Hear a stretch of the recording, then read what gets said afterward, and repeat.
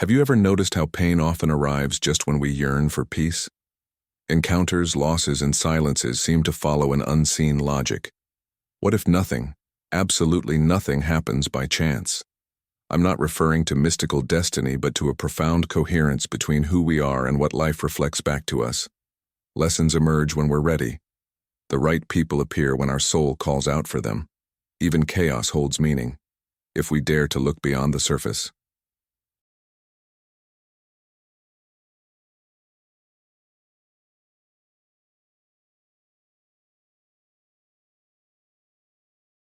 Stoicism teaches us to release control over what doesn't depend on us and to focus where freedom truly exists, in our choices, responses, and perceptions. Life is a mirror, and each event, no matter how painful, is a call to awaken.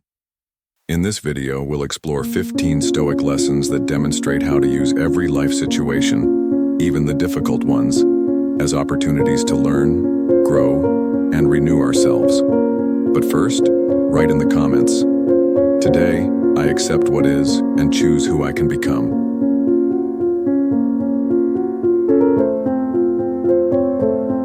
Don't just write it, feel it, make it a conscious act. Sometimes all the universe awaits is a calm, firm, and conscious yes. Let's begin. 1. Every chance event has a purpose. It's easy to believe everything is under control when the sky is clear, days are predictable, and plans align like obedient puzzle pieces. But chance operates on a different rhythm. It arrives unannounced, like a tide that washes away the sandcastles you've spent so long building. A shattering piece of news.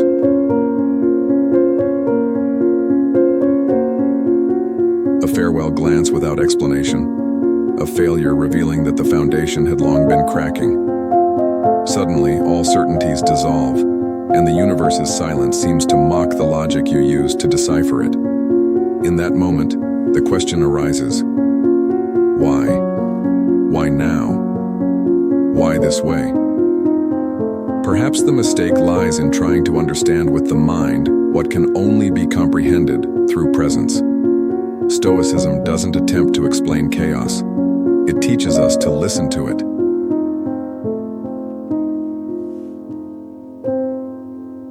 What seems random to the inattentive often serves as the exact nudge the soul has been requesting. There's no cruelty in the unexpected, only coherence. Everything that wounds you reveals something. Everything that breaks you unveils something. Seneca said, "What injures us instructs us." This isn't an invitation to resignation but to clarity. Pain, no matter how cruel it seems, is also a form of language.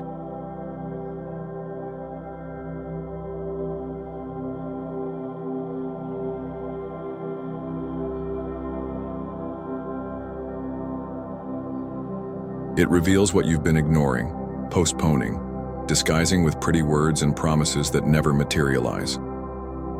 In this sense, chance isn't a whim of fate. It's a reflection of your internal rhythm. It points out what's been neglected, what's no longer honest, what can't sustain itself in the new version you're about to become.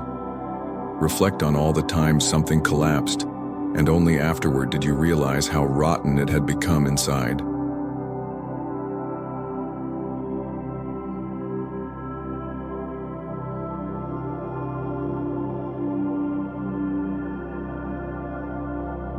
The friendship that ended, revealing its convenience. The job that no longer aligned with your values. The relationship that continued only out of fear of emptiness. In those moments, chance wasn't betrayal, it was revelation. It takes profound courage to accept that life sometimes saves us precisely when we think it's punishing us.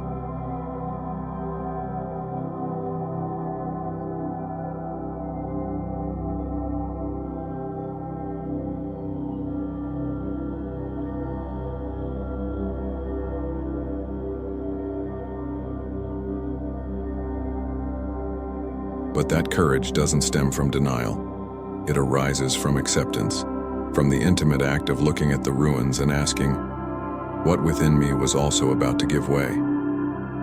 It's not the world that's falling apart. It's what you were upholding without truth. The more you try to preserve what's already depleted, the more chance must intervene until you learn the difference between resistance and wisdom. This lesson is a hard pill to swallow.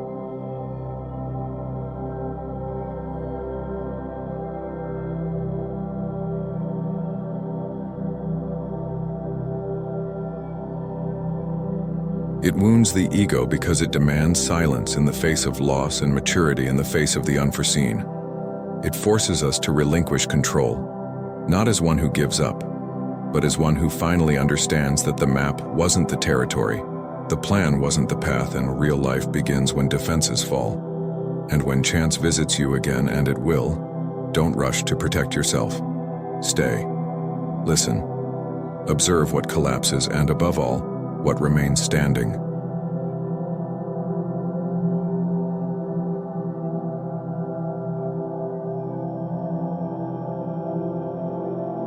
What endures after the storm is often more real than everything you built out of fear of loss.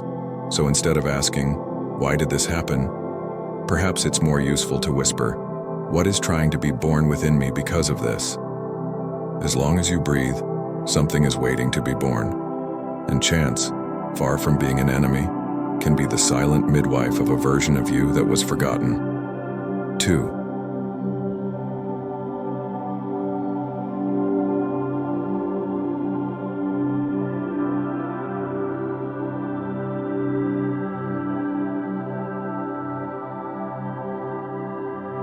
You see what you're ready to see. You can open your eyes every morning and still spend your entire life asleep. You might go through decades believing you see the world when, in reality, you're merely repeating a distorted version of it. Every gesture, every face, every scene, everything you perceive passes through an invisible, silent, and decisive filter, your mind. And when the mind is inattentive, it doesn't show what is. It shows what it fears, what it desires, what it avoids.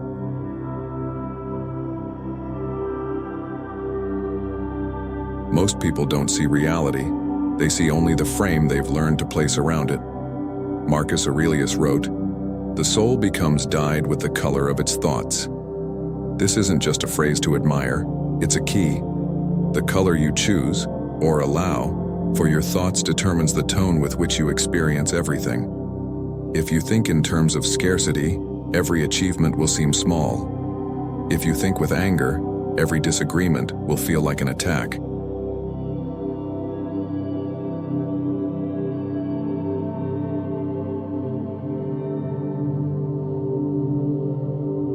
If you live on high alert, even affection will seem like a trap. When the soul is dyed with these colors, the world is no longer what it is. It's merely the reflection of a mind sickened by repetition. This is where many lose themselves, confusing interpretation with truth. You believe someone ignored you, that your boss despises you, that life persecutes you. But none of this has been proven, only felt. And feelings don't arise from facts, but from the interpretation you make of them.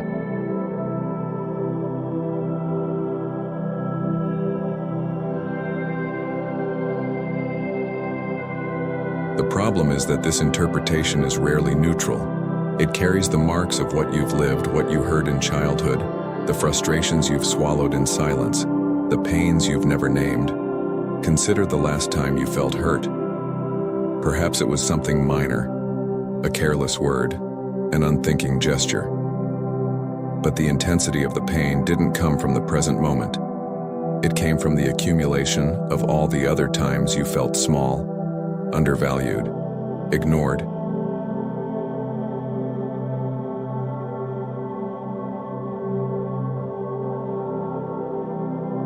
The reaction was current, but the root is ancient.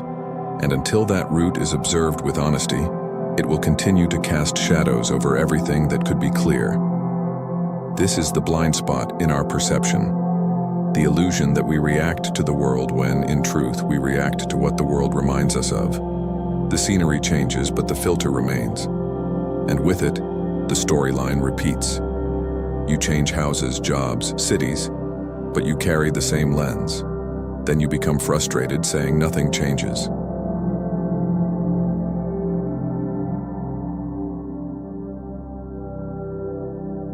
But what hasn't changed is the way you read each page. The good news is that the lens can be cleaned, not hastily, not with ready-made phrases, but with attention. With the courageous effort of observing your own thoughts as one analyzes a painting. Where did this color come from? Why did I choose this tone? Who taught me to see this way? This investigation isn't light, it demands deconstruction. But it's precisely in this effort that freedom is born.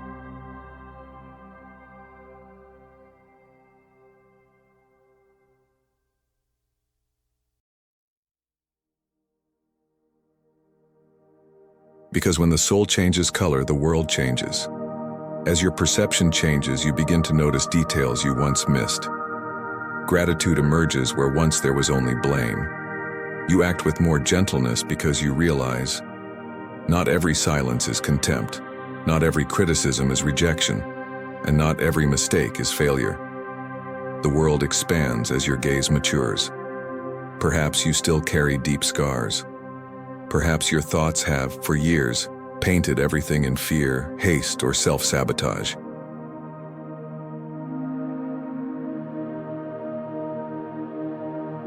But understand this, you are not obligated to keep using those same colors.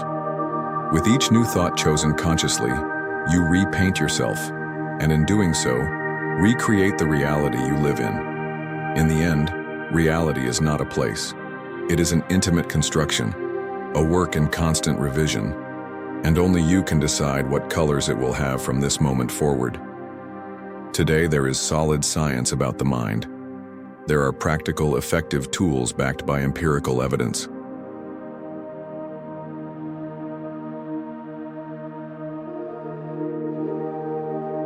There are ways to understand yourself and to truly change your life, and the proof of that is this channel. Every day we receive messages from people whose lives have been transformed by this content.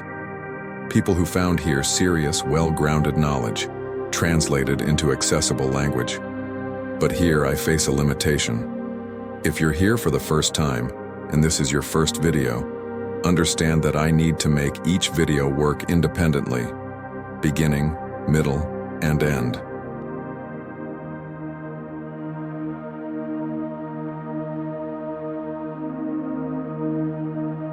It has to make sense for both longtime viewers and newcomers, and that structure is useful. It works, but it keeps me from going deeper, from exploring the more profound layers of transformation. That's why I'm sharing the link in this video's description about pineal.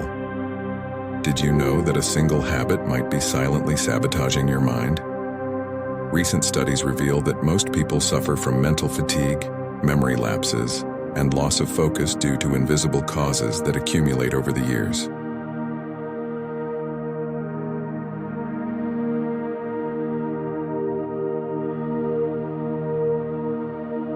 Pharaoh's Nectar is a program that combines cutting-edge science, practical neuroscience, and natural protocols to detox your brain, protect your memory, and restore your mental clarity.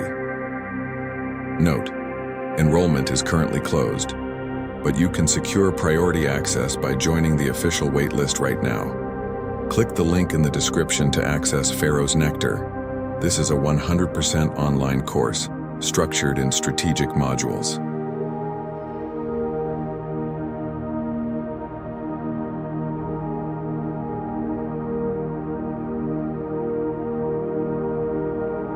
Over 49,000 people have already applied this knowledge with real results.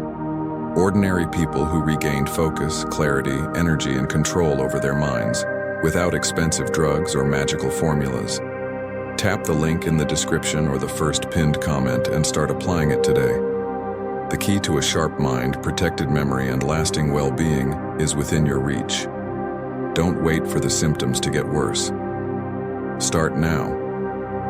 3.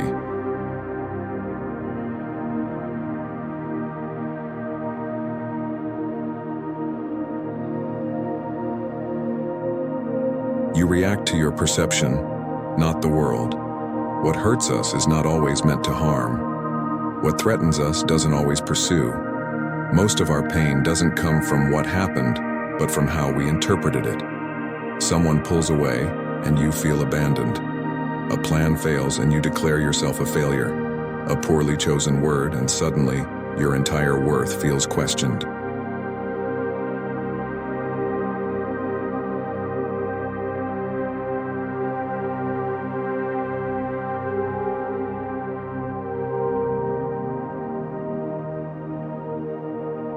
But is the world truly that sharp?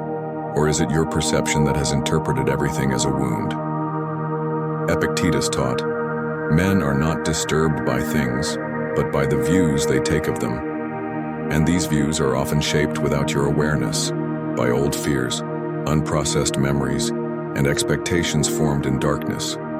You do not react to life. You react to the version you have constructed of it."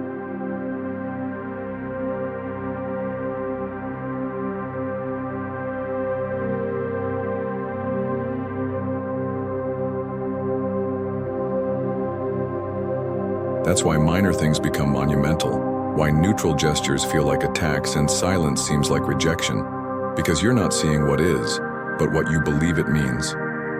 This construction isn't your fault. It's human. The mind seeks meaning. Where certainty is lacking, it invents. But when this invention becomes habitual, it begins to dictate how you exist. You stop listening to understand, and start listening only to confirm what you already fear. You don't converse, you defend.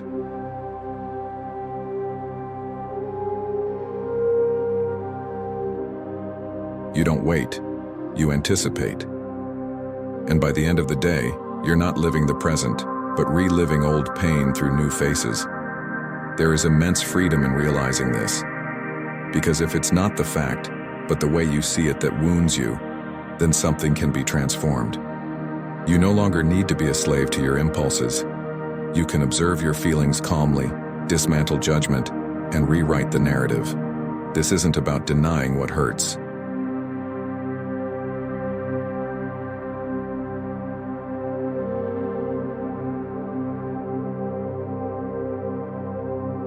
It's about asking with greater depth, does what I'm feeling really belong to this moment?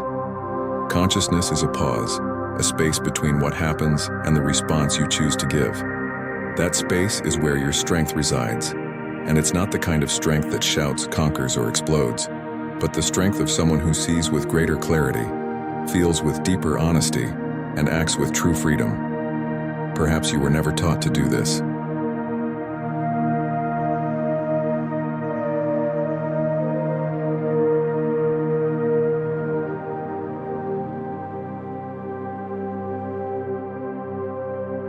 Maybe you grew up believing quick reactions were signs of intelligence, that showing no vulnerability was strength, and being right was more important than being at peace. But now, things are different. Now you know you can pause. You can choose. You can change the tone of your dialogue with life. Situations will still arise. People will still make mistakes, drift away, misunderstand. The world outside will follow its own logic. But inside you, something reorders itself.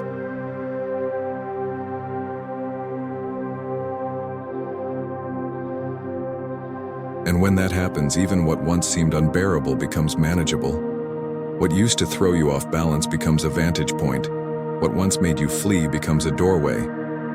Because by changing your interpretation, you don't just change your reaction, you change your entire story. 4. Your thoughts nourish or poison you. Thoughts have no form, they don't bleed, they don't weigh on your shoulders like a box, yet they can poison your entire body.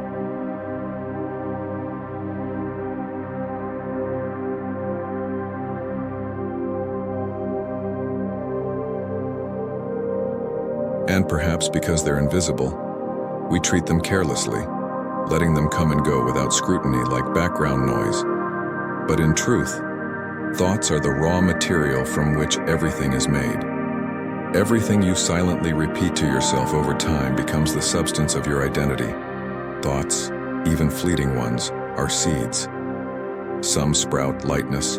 Others, if not observed, grow like weeds and consume what was once fertile ground.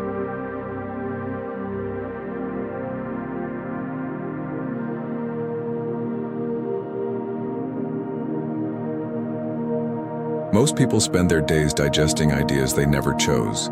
Old phrases, familiar voices, inherited expectations. You learn early to care for your body, to choose food, to avoid excess.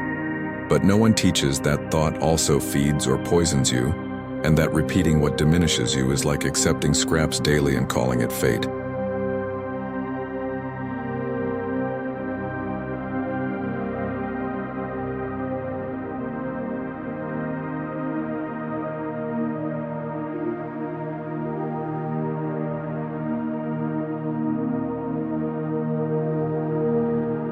You begin the day, and without noticing, you're already feeding on yesterday's leftovers. Fear of failure, inevitable comparison, chronic anxiety of not being enough. Heraclitus warned with precision, everything you think about yourself becomes the foundation of the world you build. This construction is silent but persistent. A recurring thought doesn't just dwell in your mind, it begins to rewrite your life story.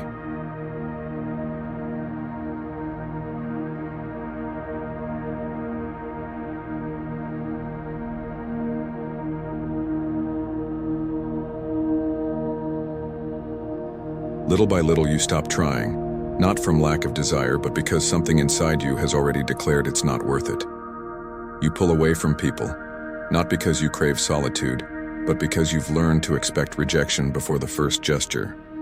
Thought sickens hope, and when hope sickens, possibility turns into threat. The most insidious part of this process is familiarity. You begin to trust what you've always heard, even if it suffocates you.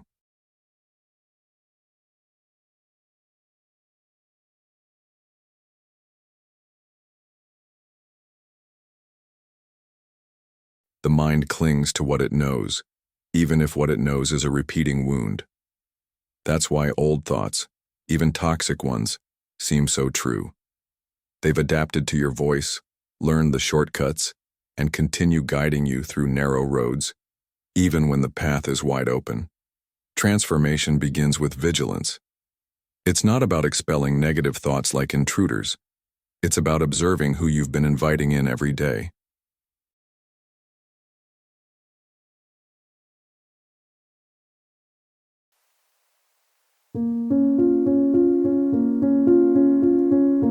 What are you serving your mind while facing your daily life? What do you say to yourself when you fail? When you're alone? When you don't receive what you hoped for? When done honestly, this observation reveals patterns. It shows how you've been reacting the same way, even when your circumstances have changed. And within that recognition lies the first crack of freedom, the awareness that there are other ways to think, other ways to respond, other ways to inhabit yourself.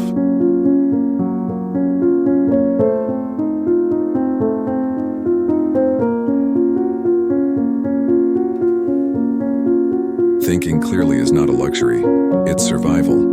And nourishing your mind with thoughts that are just, generous, and firm is an act of preservation. It's not an immediate practice. It requires time. It demands patience with your own inner noise. But when you choose a truer thought, one more aligned with who you are becoming, a part of you breaks free from repetition. And that freedom doesn't shout, doesn't demand.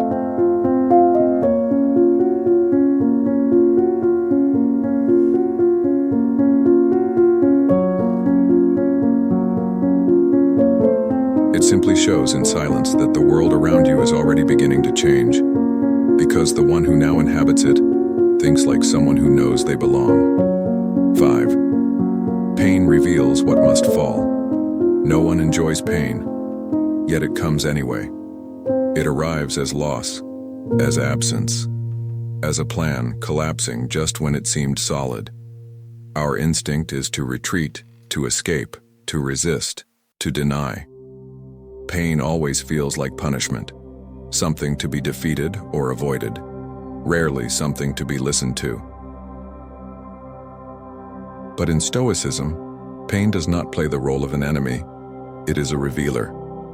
It doesn't come to break what is whole, but to expose what has long been fractured. Only you weren't ready to see it yet. Musonius Rufus wrote, "Misfortunes are great teachers, not because of the pain they cause, but because of the truth they reveal. There's a brutality in this idea that requires courage, because it means accepting that pain has a function, and if it has a function, it cannot be treated as an intruder.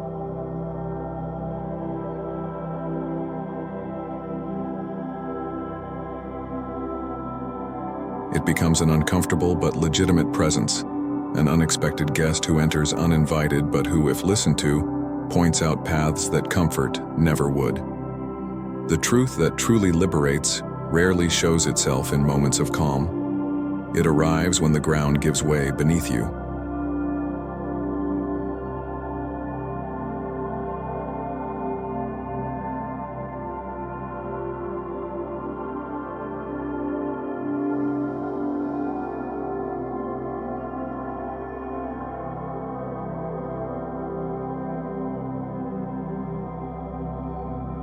Think about the times pain pointed to a lie you had been feeding, a relationship kept out of fear of being alone, a job held onto out of vanity instead of vocation, silence swallowed for convenience when your soul was already begging to speak. Pain arrives in these places like a beacon, not to punish but to illuminate, not to tear down what is truly yours but to collapse what never was. And that's why pain hurts so deeply. It breaks illusions.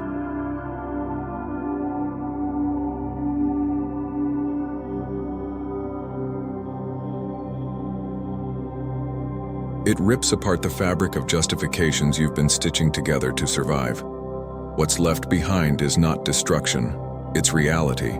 Harsh, raw, uncomfortable, but finally visible. There is, however, a choice.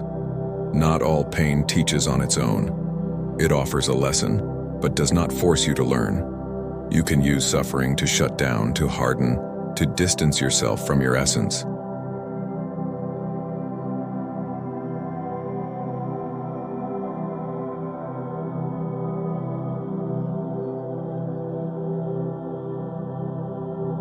Or you can use it as a starting point, as if in the middle of the night you realized the house you were living in was about to collapse. And instead of mourning its loss, you began to rebuild, with a real foundation this time. Stoicism does not glorify suffering, it simply refuses to waste it.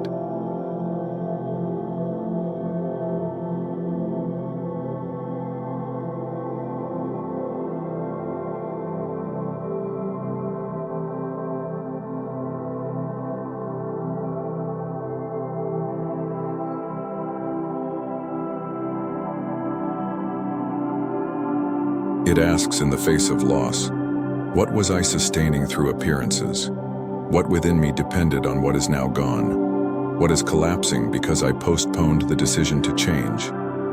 You may not control the arrival of pain, but you do control what it leaves behind, whether it becomes a scar or a seed, whether it is remembered as injustice or as a turning point. And that choice is not made in a single gesture.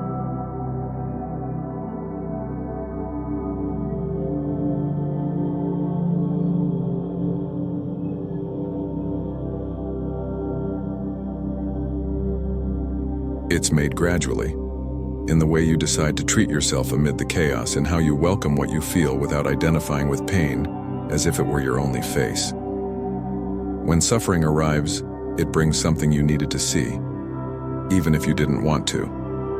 And the more you resist, the longer it stays. The more you listen, the sooner it fulfills its purpose. Pain does not disappear when ignored. It merely changes form. But when it is understood, it dissolves.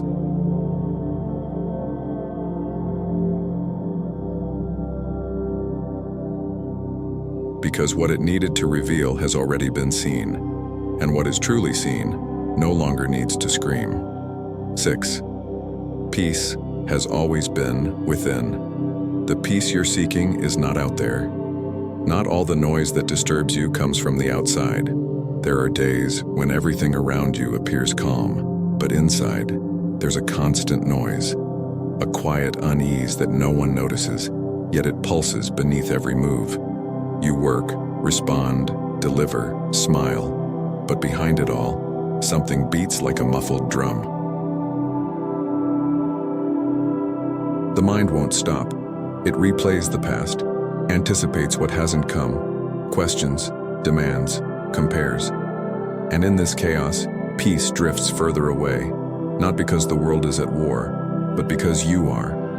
Some believe they'll finally rest when everything around them is resolved, when the bills are paid, when love is reciprocated, when the body feels light, when recognition arrives. But that mindset is a trap, because the world will never completely stop.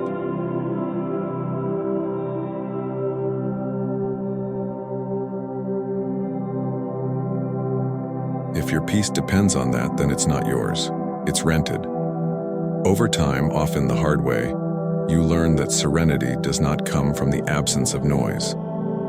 Cleanthes, the successor of Zeno, once wrote in a whisper-like tone, "Serenity does not come from the absence of noise, but from the ability to remain silent within."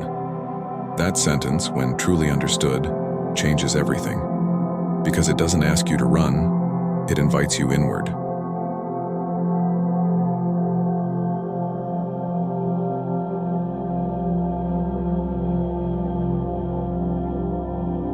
To that place where even amid chaos it is possible to remain whole. This ability is not a gift, it's a construction.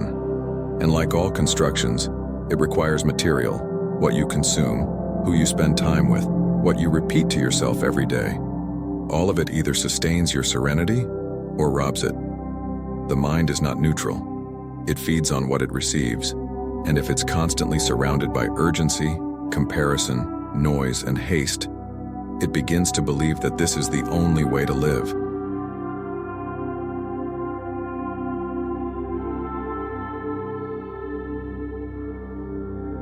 Peace then feels artificial, even uncomfortable, as if you don't deserve silence.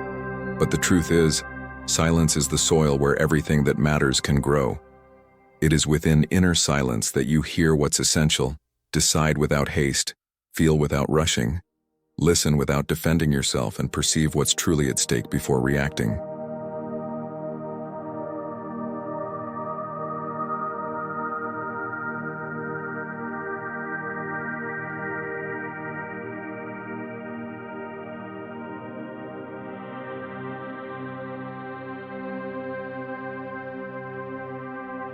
The absence of this ability is what makes people so volatile. Every contradiction becomes a crisis.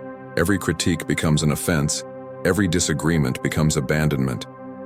You haven't yet built that inner space of pause. Everything pushes you. Everything throws you off balance.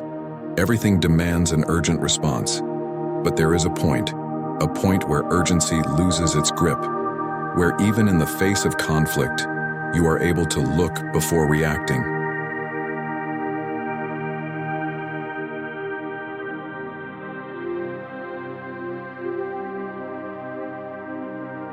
The world may still be chaotic, but within you there is a center, and that center does not bargain with chaos. Reaching this point does not mean living in isolation. It means being present without being vulnerable to the noise of everything. It means choosing what enters, and more importantly, what stays. Serenity arises when the mind learns not to confuse itself with everything it touches, and this kind of learning is among the highest forms of freedom.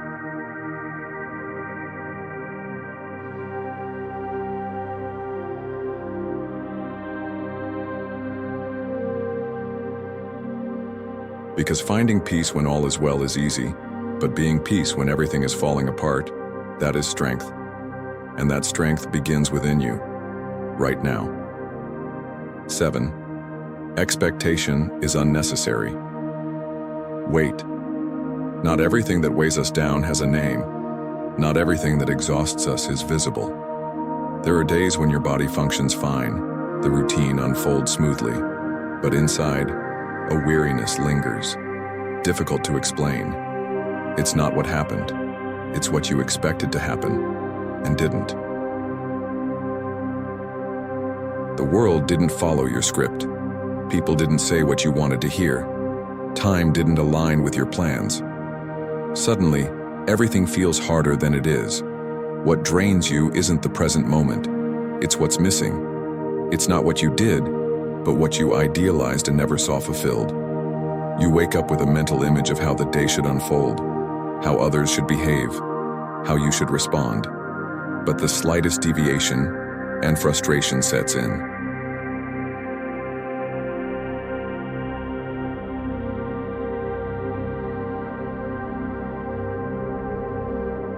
The mind demands, criticizes, insists, leaving no space for improvisation, for error, for chance. Only room for comparison between the real and what you silently scripted. Diogenes of Sinop, the philosopher who made simplicity his revolution, once said, "The fewer your expectations, the freer you live." This isn't apathy, it's a path toward lightness. Because expectation, when drawn too precisely, becomes a prison. You mold yourself to it.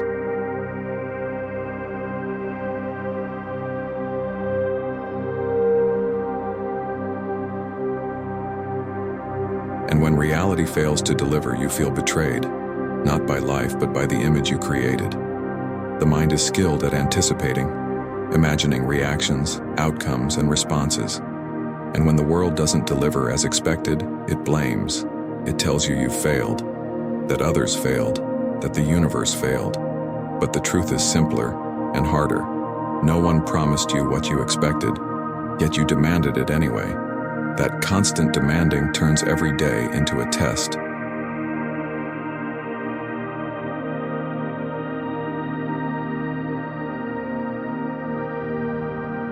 You're not living, you're evaluating. Evaluating whether it was enough, whether others met your expectations, whether the plan succeeded. And when nothing measures up to your invisible ruler, all that remains is weight. An invisible but very real weight that drains the body, steals your energy, and robs you of joy. And the most dangerous part? You begin to believe this is normal. That living must require this much effort, but living shouldn't hurt this much.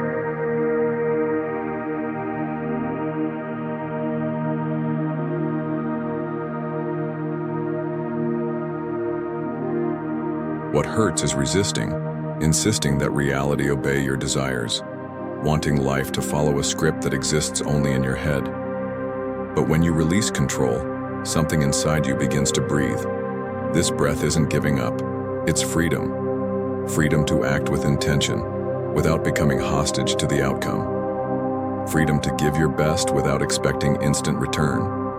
Freedom to love, to plant, to exist, without charging interest. It's not easy. The mind is trained to seek control.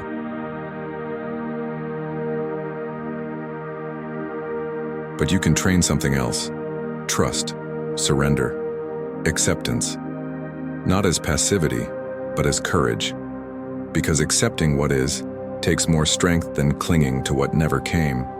And when you can, even just for moments, walk without that weight, you realize life didn't become easier, it became lighter.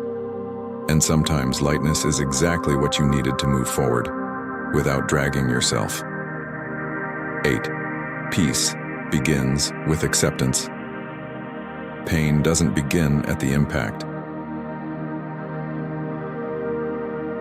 It begins at resistance, in the very moment you deny what is, what has already arrived, what has already imposed itself. You don't suffer because something happened. You suffer because you wished it hadn't. And in trying to escape the inevitable, you stretch an invisible wire within yourself, one that frays slowly until it breaks. It's not the event that wounds. It's your struggle to keep the world as it was before it happened.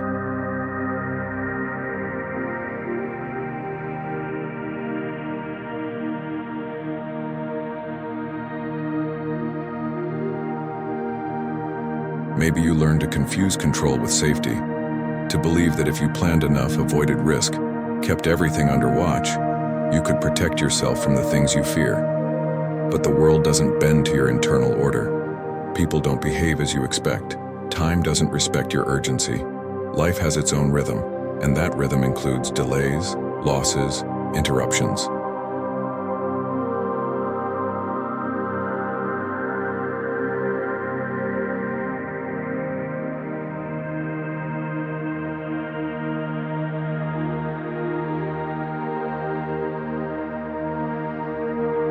Democritus, in his sharp clarity, once said, "The wise man adapts to the world. The fool persists in trying to adapt the world to himself." This isn't criticism, it's a warning. The pain that drains you most isn't reality itself. It's your attempt to reshape reality into your image. And the more you try, the more exhausted you become. Because there's not enough strength in you to bend what was never meant to yield. Life doesn't obey you.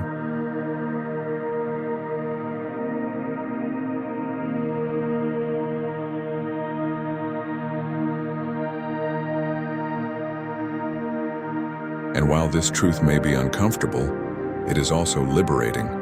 Resistance takes many forms. Sometimes it disguises itself as hope. You cling to a relationship that's already ended, hoping they'll change. Sometimes it dresses up as persistence. You continue down a path long dry, hoping time will make it fertile again. Sometimes it's just fear. The fear of accepting that something ended, that something failed, that something was never what you believed. Acceptance hurts.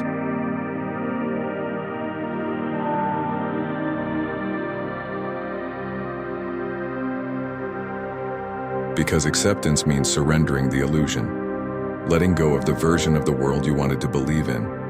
But acceptance also heals. Because as long as you resist, nothing moves. You remain stuck, waiting for life to come back for you. But life doesn't turn around. It keeps going. You're the one who stops. True strength lies not in resisting, but in adapting with dignity, in recognizing you don't have control, but you still have choice.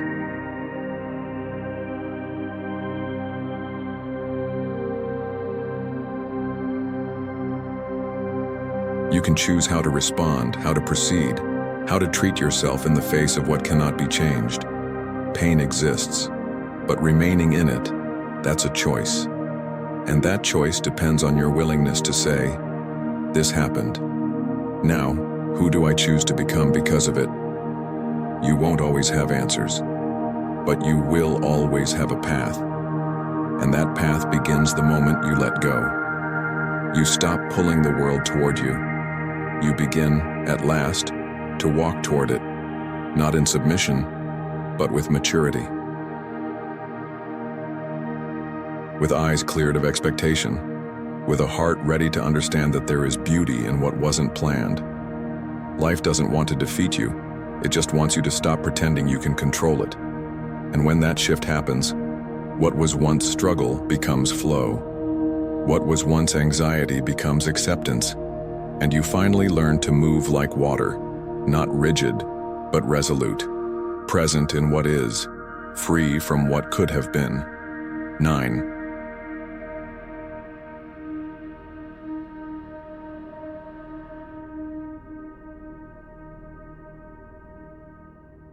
Nothing is late, just outside your timing.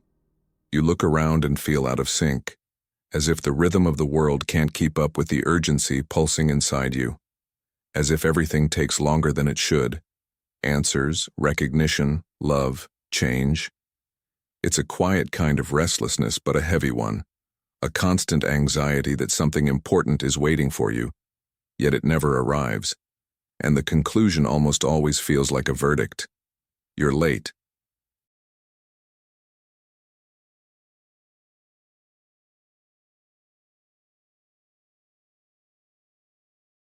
But are you really?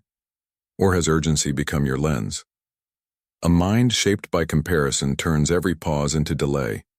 You see others progressing, sharing wins, showing confidence, and assume you're being left behind. But what you see is not their life. It's a highlight. And highlights never show the time it took for a flower to bloom. Antipater of Tarsus, successor to Diogenes of Babylon, wrote with contemplative clarity, "What seems like delay is often the time needed for the soul to be ready."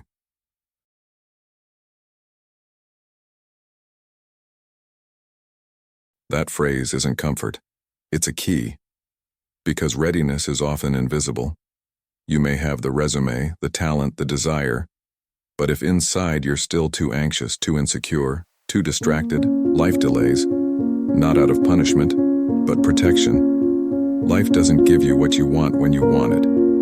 It gives it when you're ready to hold it. When what arrives doesn't pull you away from yourself, but deepens your presence. When you no longer need to prove anything with it, but can simply live it.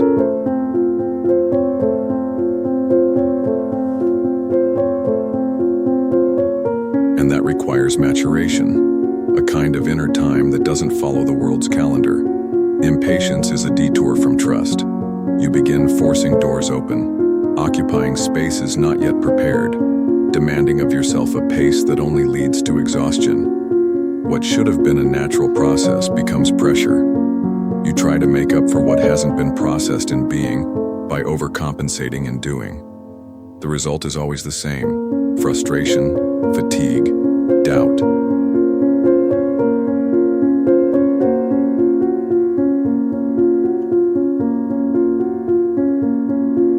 You must accept that everything has its time, and that time isn't fixed, it's intimate. Only you know when you're truly ready. Only you can feel when waiting has turned from preparation into delay. But often, you get ahead of yourself. And when you do, you start carrying the weight of what doesn't yet exist, walking paths that haven't yet opened. And that exhausts. Conscious waiting is not passive. The first observes, welcomes, learns. The second complains, compares, resists. The first strengthens, the second weakens. To know how to wait is also to know how to trust, that life is happening even when it looks like nothing is, that the invisible is moving, that silence is gestating something with no name yet. Not everything is delayed. Sometimes you just arrive too early, and what feels like stagnation is only the time necessary to make you capable of living what's coming, not with urgency, but with depth, because what arrives too quickly rarely stays.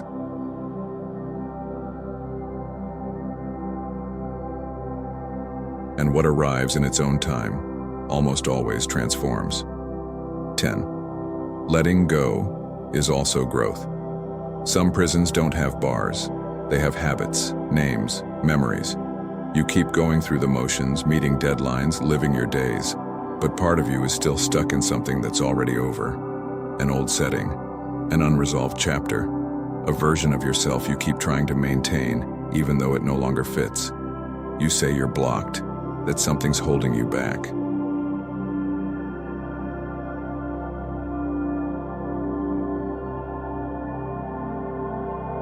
But often what's stopping you isn't outside.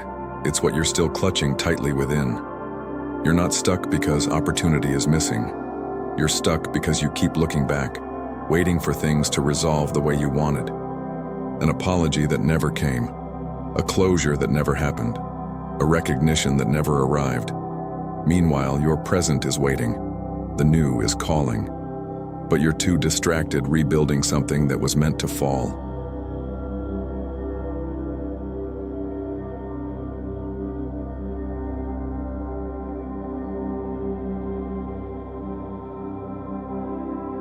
Cato of Rhodes, one of Stoicism's most influential thinkers, wrote, "True good doesn't depend on external circumstances, but on the direction we give our soul. That direction is not always visible. It shows up in small choices, in the ties you maintain even when you know there's no reciprocity, in the thoughts you replay even though they exhaust you, in the chapters you revisit, still believing they could have ended differently, even though they didn't. That attachment, it's not love, it's fear."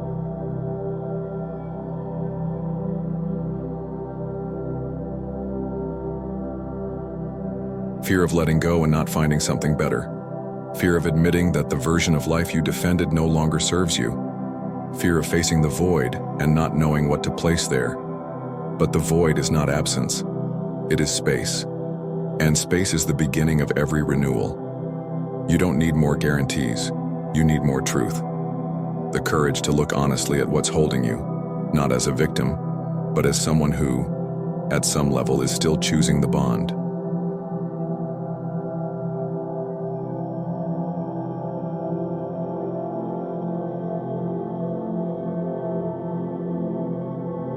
Because breaking free, even when necessary, hurts. It hurts to let go of the familiar. It hurts to admit that a phase has ended. It hurts to accept that what once upheld your pride or identity no longer makes sense. But that pain is different from the pain of staying. Staying out of attachment is choosing to suffer by clinging. But letting go, even if it feels like mourning, is suffering that frees. It is a pain that heals, that reorganizes, that prepares.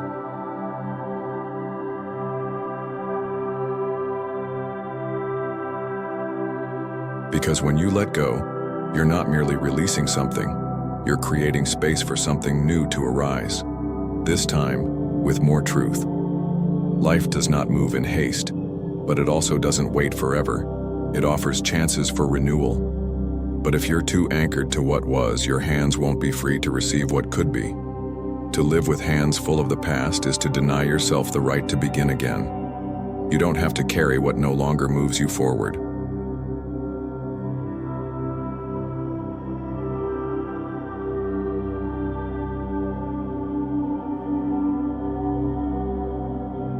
The key to your freedom isn't defeating what holds you back.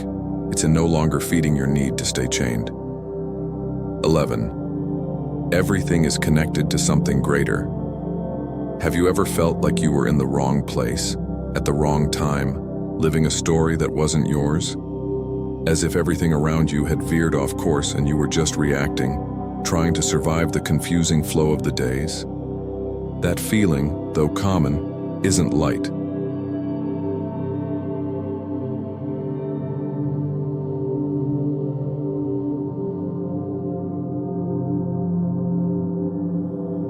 It weighs on your chest like a loss of meaning, a sense that the universe is silent and everything happening around you is just noise.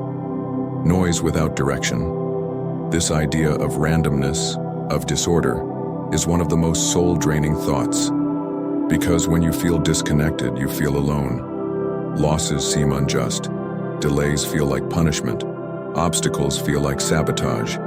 And in the middle of it all, the mind begins to close itself off from hope.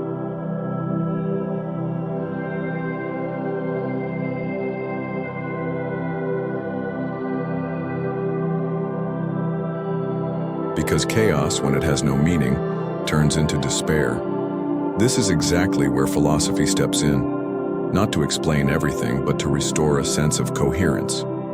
Posidonius of Apamea, who united reason and spirituality in his worldview, wrote, "Nature does nothing in vain. Every being has its place and its function within the whole."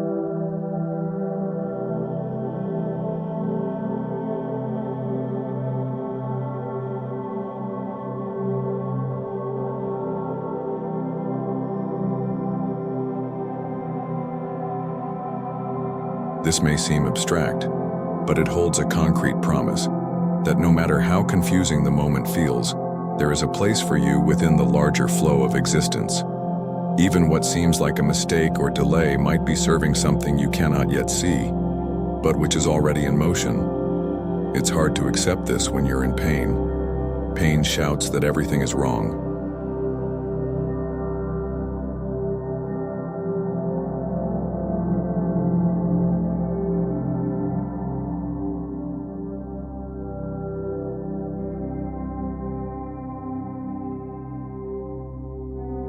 But what if pain is merely revealing what was once invisible? What if crisis is life's way of moving you from a space that has become too small, but which you didn't want to leave? What looks like chaos may actually be realignment. What seems like ruin may be the start of structure.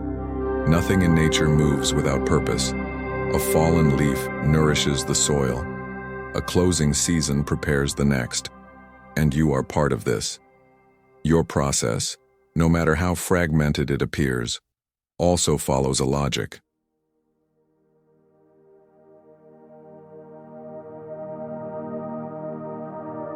Not the logic of immediacy, but of essence. And essence is not always comfortable, but it is what transforms. You might not yet understand why certain doors closed, why certain bonds ended, or why some paths demanded so much of you. But know this. Everything that has moved through you has shaped you. Every painful experience revealed another layer. Every silence taught you how to listen. Every loss, when viewed with attention, brought you back to yourself.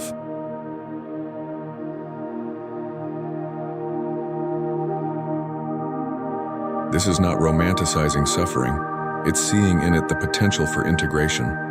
Because as long as you believe life owes you answers, you'll remain at war with it. But when you begin to act as part of the whole, not apart from it, the weight changes. Urgency gives way to presence. Resistance yields to trust. Perhaps what now seems random is precisely the point of connection between who you were and who you are meant to become.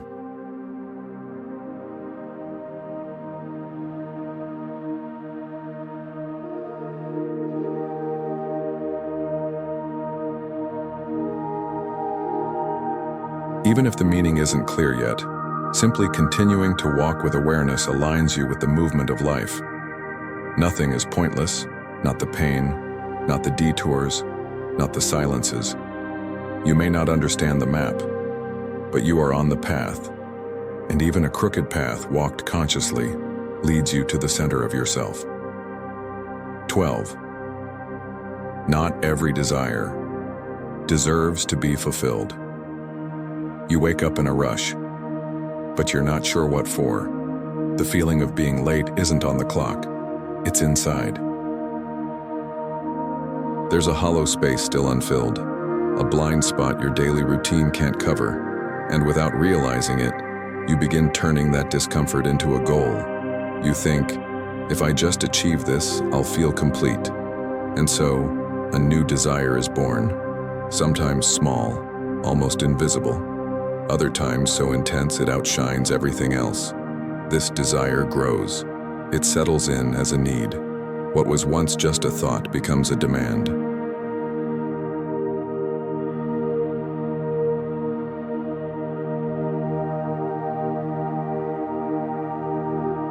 The mind begins to revolve around it. How to get it? When will it come? What's missing for this to finally happen? And in that spiral, something essential is lost. Because desire, when unquestioned, takes over your direction.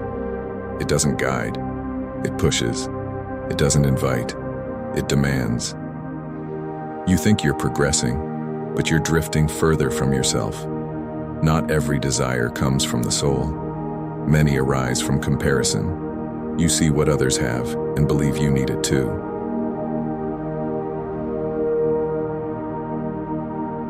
You see what others display and feel like you're falling behind. But a desire born from another's image does not set you free. It chains you. Perseus, a direct disciple of Zeno, warned with brutal simplicity, "He who learns to desire less, learns to suffer less." This isn't about denying your desires. It's about recognizing their origins. To desire with awareness is to filter, to look within before chasing what's outside, to distinguish between what expands you and what merely numbs you.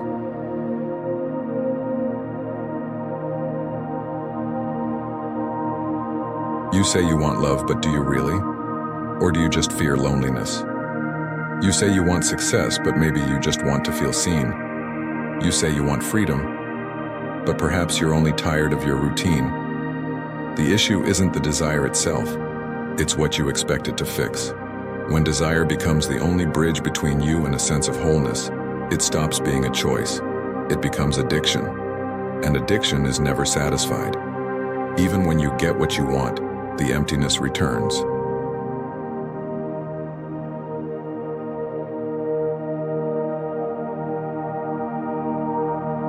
Another craving, another goal, another next thing you believe will finally bring peace. But peace based on what hasn't arrived is always fragile, always postponed. Stoicism offers another path, the path of inner sufficiency.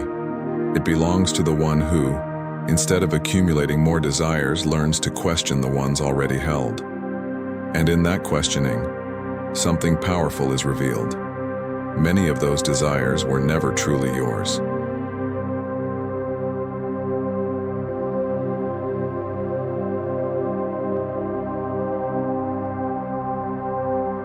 They were planted by old stories, unresolved fears, cultural pressures, and inherited insecurities.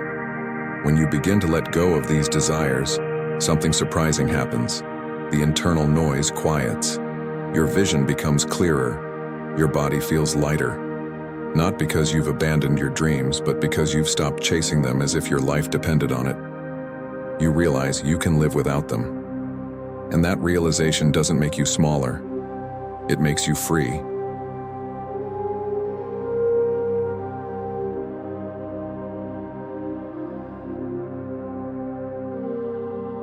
Because wanting less is not wanting little. It's wanting with precision, with truth, with roots. And that which is rooted when it arrives doesn't weigh you down. It doesn't distract. It doesn't demand validation. It simply fits. Like it always belonged. Like it always knew it didn't have to be chased, only awaited. 13. You don't have to react to everything. Some words aren't spoken to communicate. They're flung like arrows. Some gestures aren't lapses. They're invitations to conflict.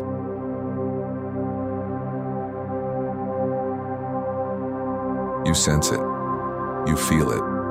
And before you even pause, your mind begins crafting a response. A sharp phrase, a cold silence, a calculated strike. All this happens before reflection, before awareness. We've been taught to react quickly, as if staying on high alert is strength. But reacting isn't the same as responding. Reacting is action without awareness. You're not in control when you react. You're on autopilot. And autopilot always draws from the past. Past situations, old wounds, unhealed pain. You think you're responding to the now, but you're only repeating a pattern. The provocation triggers the same flame, the same impulse, and eventually, the same regret. Heraclides, a Stoic from Zeno's early circle, once said, "The greatest sign of freedom is not reacting to provocation. That freedom isn't cold. It's spacious. It's made of one extra breath, one strategic silence. Not the silence that avoids, but the silence that sees, that listens completely before responding."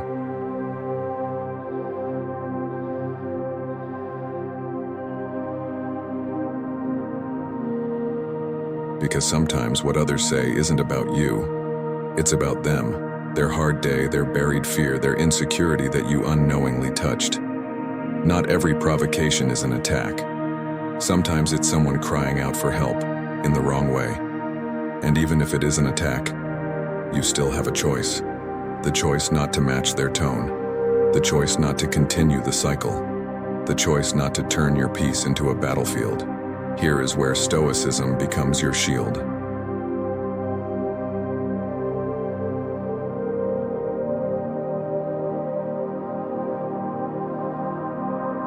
It trains you to guard your center, to hold your axis even when the world around you spins violently. You can't always prevent the impact, but you can prevent the contamination. What reaches you may trigger something inside, but it doesn't have to become an outward reaction. That's mastery. That's emotional freedom. True strength isn't in winning an argument. It's in not needing one. It's in knowing your worth doesn't depend on others' approval or their submission.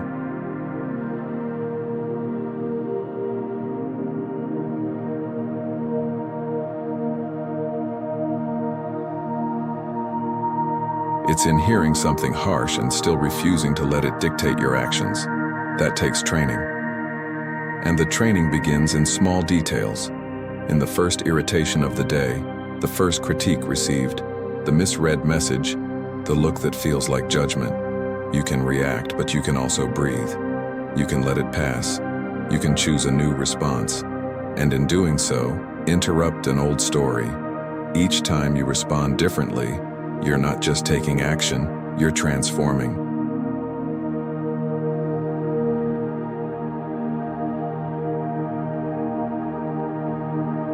You're telling your body it doesn't need to fight everything. You're telling your mind it can choose peace. You're telling the world your value doesn't lie in domination, but in staying whole. You're not here to prove anything. You're here to live with truth. And truth often speaks loudest when you choose silence. 14. Your mind is where everything begins. The world may seem stable, things move forward as they should, but inside you, something feels off. One harsh word, averted eyes. A result you didn't expect, and suddenly everything shifts. Not out there, but within. The outer reality remains the same, but your perception begins to warp the outline. What was once a detail becomes a burden. What was routine becomes threat. What was silence becomes judgment. An unbalanced mind is like a broken mirror. It reflects everything in distortion. You start seeing problems where there are none. Malice where there was only distraction. You interpret pauses as rejections.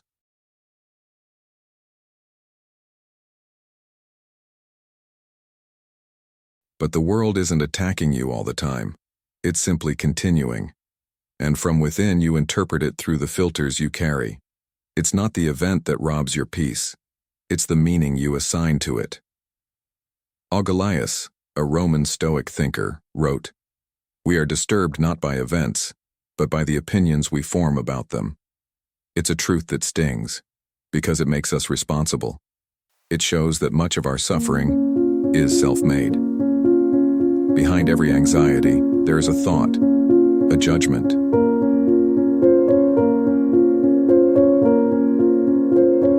A habit of always expecting the worst. And if that thought goes unchallenged, it continues operating silently, generating fear, irritation, resentment, all based on assumptions. You can't control everything that happens to you, but you can observe how you interpret it. And that is no small thing. It is the very core of inner freedom. When you begin to question your own thoughts, you start to create space between what happens and how you respond. And that space is everything.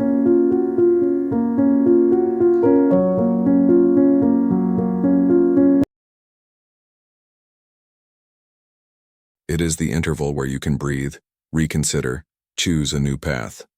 Of course, it's not automatic. The mind has well-worn roads. Faced with a stimulus, it runs where it always runs, and you react how you've always reacted. But every time you notice that, you are already a step outside the cycle. You are, in a real way, free. Because awareness is the first break in the repetition. Imagine how many conflicts could be avoided if you knew how to wait.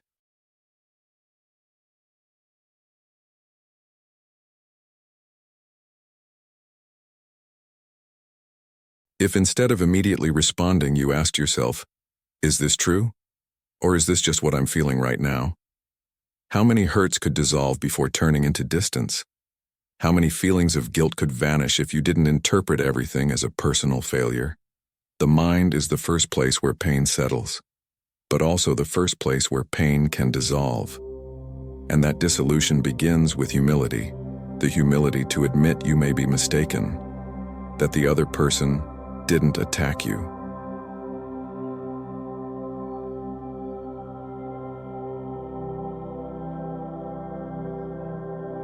That life didn't punish you, that maybe you just interpreted it all through a wound that hasn't healed. That wound, it's not your fault. But healing it is your responsibility. Because as long as it shapes how you see the world, you'll remain trapped in meanings that exist only in your head. You can choose to think differently, and thinking differently begins with feeling differently. And feeling differently is living differently. 15.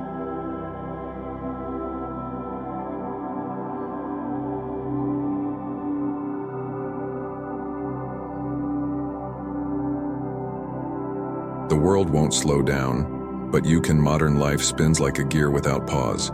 You wake up already connected. The mind awakens before the body, scanning tasks, messages, expectations. Your eyes barely open, and already you feel behind. There's no space between one thought and the next.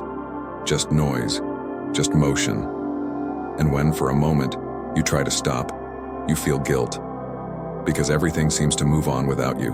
The world runs, and you believe you must run with it, or be left behind.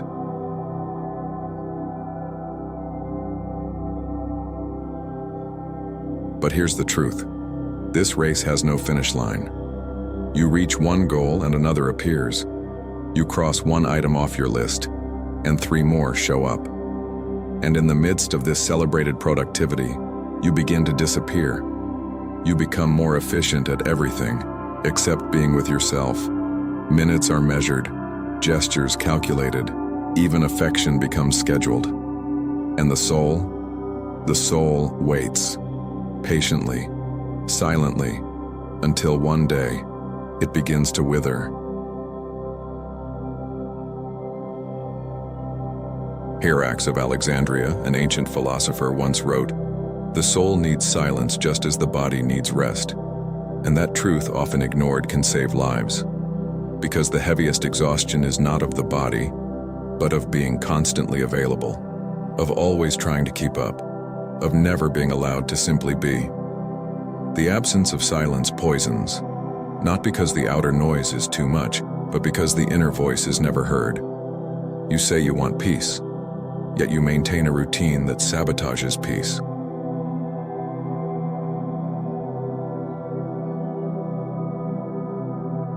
You take on commitments that no longer fit. You cling to relationships that can't breathe. You feed expectations that consume you, and still, you believe stopping would be failure, as if rest must be earned, as if silence must be justified. But silence is not absence, it is presence. The space where you finally hear yourself, where old wounds rise to the surface, where the questions you've postponed return. And that's why silence scares. It requires courage.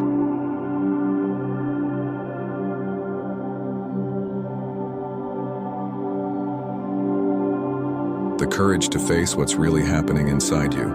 No distractions, no filters, no shortcuts. You don't need to abandon the world to retreat. You just need to remember. Being available for everything means being absent from yourself. Your peace is not luxury. It is sustenance. Your soul wasn't made to function like a machine. Your mind needs space to reorganize, to process, to realign with what truly matters. There's wisdom in the one who chooses their rhythm, who can say no without guilt.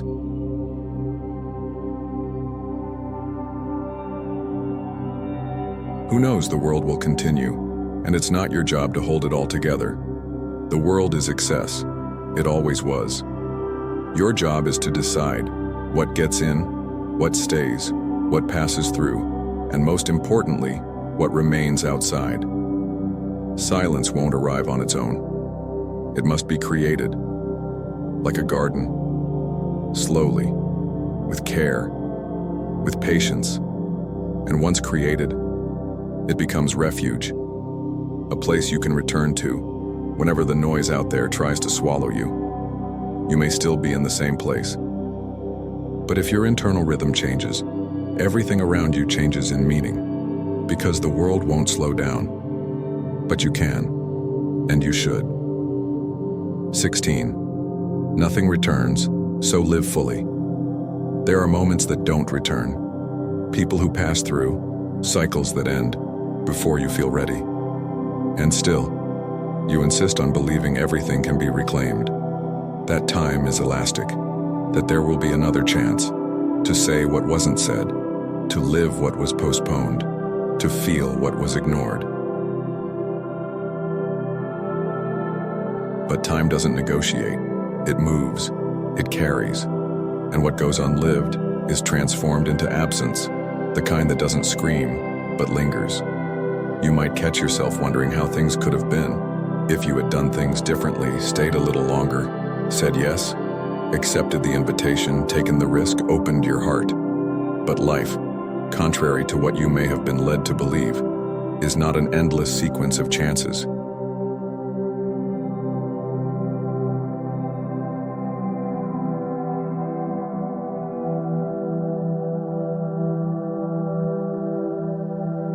It is made of singular moments, many of which will never repeat. And once you truly understand that, the way you look at now changes completely. Crates of Thebes, a philosopher known for his simplicity, left behind a reflection that almost went unnoticed. We are not owners of time, but we are guardians of how we move through it. This phrase echoes both as a warning and a comfort. Yes, you cannot control the flow of time, but you can choose how to be in it. With what intensity? With what presence?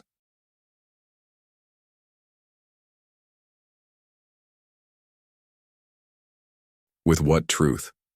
And that choice makes all the difference. Because the same minute can be noise or sanctuary. It depends on how you live it. You've been with someone without truly being there. You've spoken words without meaning them. You've accepted invitations with your body while your soul stayed home. That too is a form of absence. You don't have to be far to not be present. And it's this disguised absence that most impoverishes the experience.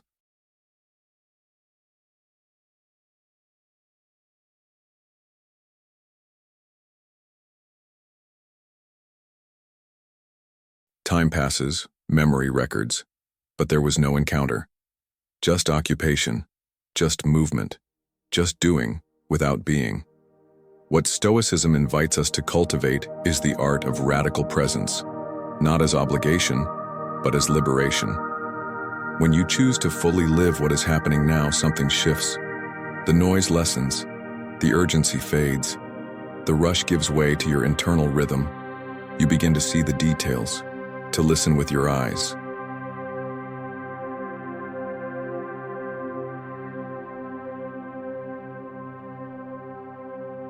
To notice within yourself the subtle signs of fatigue, of joy, of resistance. This choice to be present is all the more urgent because time, beyond being irreversible, is also unpredictable. You don't know how much time you'll have with those you love. How many more conversations? How many more coffees? How many more silent walks? To live with this awareness is not to be burdened, it is to be awakened. It is knowing that everything lived with truth is never lost, even if it ends.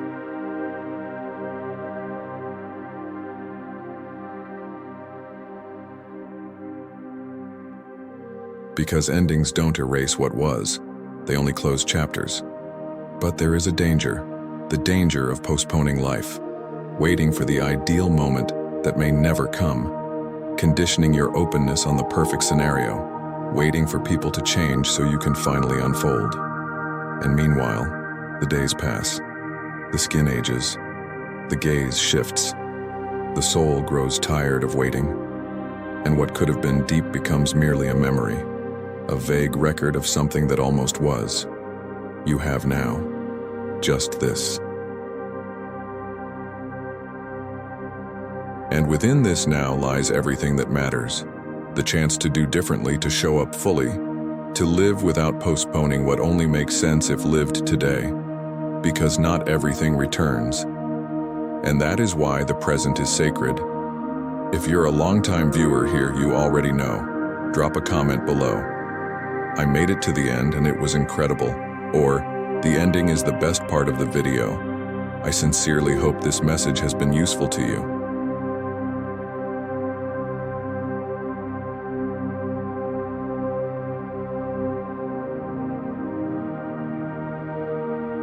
Congratulations on making it to the end of this video. That means you truly desire to grow as a person. If you enjoyed this content, leave a comment. If you don't know what to say, simply write gratitude, so I'll know you stayed until the end. If you're not yet subscribed to the channel, what are you waiting for? Subscribe now and join us. Stoicism is full of teachings like this, timeless wisdom that can transform our modern lives.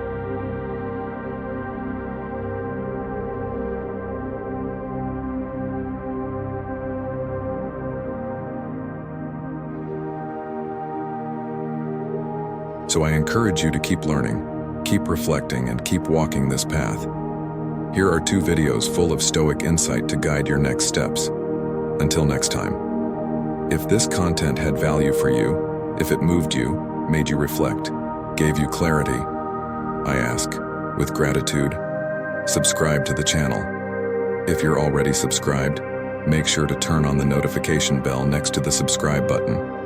That way, you'll be notified every time a new video is published here.